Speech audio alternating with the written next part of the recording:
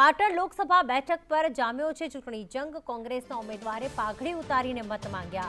માલધારી સમાજ સમક્ષ પાઘડી ઉતારી મત માંગ્યા। ચંદનજી ઠાકોરના ઘરે મળેલી બેઠકમાં પાઘડી ઉતારી।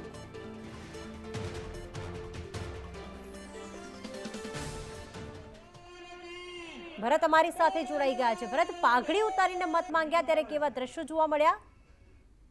ચોક્કસથી પાટણ લોકસભા ચૂંટણીનો જંગ જામ્યો છે અને બંને ઉમેદવારો પોતાના મતદારોને રીઝવવા માટે એડીચોટીનો જોર લગાવી રહ્યા છે। ત્યારે કોંગ્રેસના ઉમેદવાર છે તે અવનવા ચૂંટણીના જે રીતે લોકો પાસે મત માંગી રહ્યા છે, પહેલા પોતે પોતાના સમાજ પાસે પાઘડી ઉતારીને મત માંગ્યા હતા અને સમાજે આહવાન કર્યું હતું કે લોકસભા ચૂંટણીની અંદર જે ફોર્મ ભરવાની હોય તમામ ડિપોઝિટ પોતાના સમાજના લોકો આપશે। એટલે કહી શકાય કે બીજી બાજુ થોડા દિવસ અગાઉ જે રીતે પાટીદાર સમાજનું સંમેલન મળ્યું હતું ત્યાં આગળ પાટીદાર આંદોલનનો મુદ્દો ગુંજ્યો હતો। પાટીદારે ચંદનજી ઠાકોરને સમર્થન આપી જંગી બહુમતીથી જીતાડવાનું આહવાન કર્યું। ત્યારે ગઈકાલે સમાજના જે માલધારી સમાજના આગેવાનો છે તે સમક્ષ પણ ચંદનજી ઠાકોરે પોતાની પાઘડી ઉતારીને પાઘડીની લાજ રાખવાનું આહવાન કર્યું હતું અને સમાજે પણ વાળીનાથ ભગવાનની સોગંદ સાથે ચંદનજી ઠાકોરને બહુમતીથી જીતાડવાનું એક આહવાન કર્યું। કહી શકાય કે ચૂંટણી પ્રચાર ચાલી રહ્યો છે અને લોકો અવનવા પ્રયાસો કરી રહ્યા છે મતદારોને રીઝવવા।